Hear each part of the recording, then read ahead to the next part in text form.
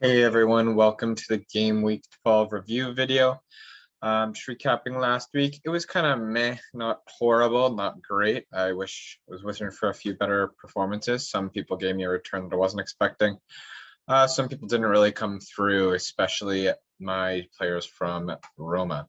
So we'll quickly go over what happened. As you can see, I finished with 50 points this week. I did climb the ranks back into the 900s. So in the top 1,000, which I was not in last week, but not a significant climb by any means.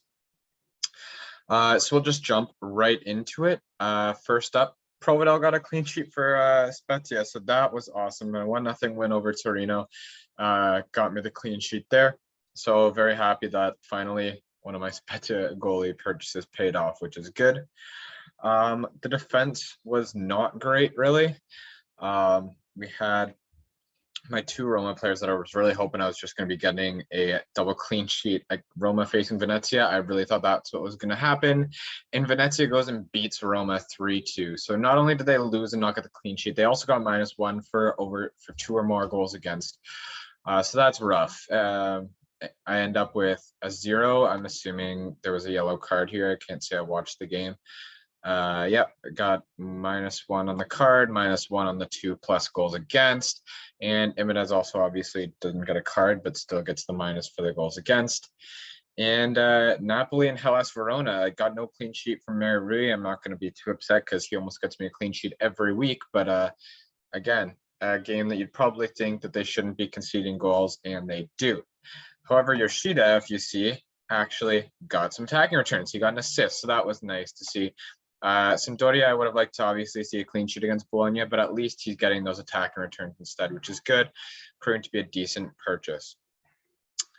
Going into the midfield, Pasalic, amazing game, and I had him in. For some reason, I saw him get his returns this past week, and I was afraid I benched him, but I did not.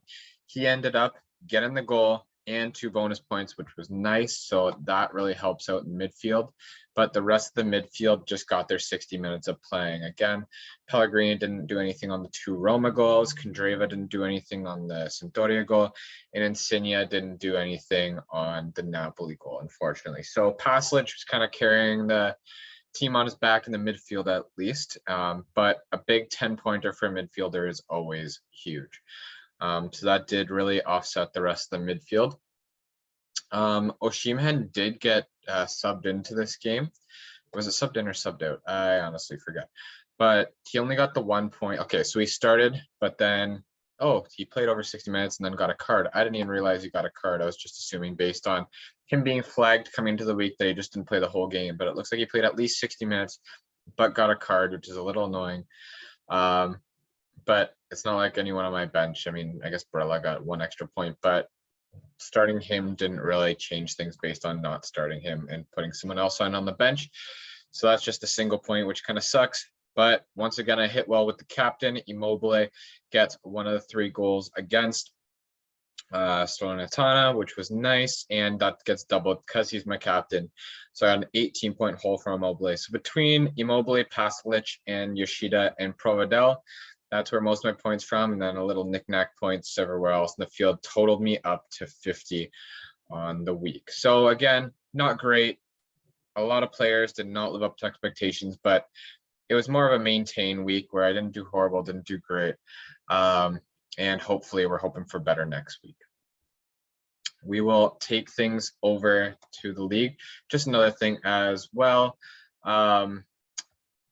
We are going into international break again, so we're going to have another little break. We're going to have to see who plays. If anyone gets injured, I recommend holding that transfer as long as you can because there's a lot that could happen.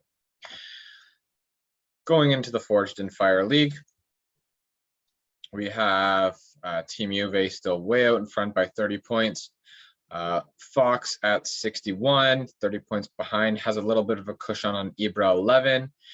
And it's starting to spread out in between the people at the top now.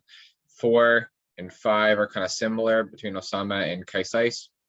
That one's kind of close, and then it really drops off, and I'm kind of leading off the drop-off, you could say, where I'm way behind a leader, Team Juve, and it even is 30 points just to get up to my next rank there. So I have some catching up to do in our league. Good job to everyone. The drop off actually does get a little close, but we all still have quite a ways to go if we're going to try to catch up to the top of the leaderboards. And other than that, I'll talk about previews in the transfer video. I have lots to think about, a long way to go later in the game week. That's 2 weeks away probably after the international break concludes. We'll take a quick look at the bring-ins and outs. Singo has been brought in. Simeone, that's a huge one that people might be bringing in. Makes sense. He's been scoring and against big teams too. Vlahovic, since Mario Rui and Zapata, all I'd say are decent bring-ins. They're all, aside from Singo, I don't know. I might be jumping the gun a bit there. I know some people have had some good success with them, but I don't know. I'm not sold on that Torino defender right now. Everyone else, I think, makes pretty good sense, though. And then Destro has been taken out. I don't like the Dzeko drop, especially with Inter's run of fixtures. Maybe he hasn't been starting. Maybe Littoreau's been getting all the minutes. But I'm not sure how much of a fan I am of the Dzeko drop. And Osimhen, Hernandez, and Koulibaly. I know Koulibaly got suspended with a red card against Salernitana. That one kind of makes sense, although generally it's just a 1-week suspension. So we'll see there. And yeah, Osimhen had the flag, so I'm assuming that's why he got dropped by so many people, and not really sure on the Hernandez situation.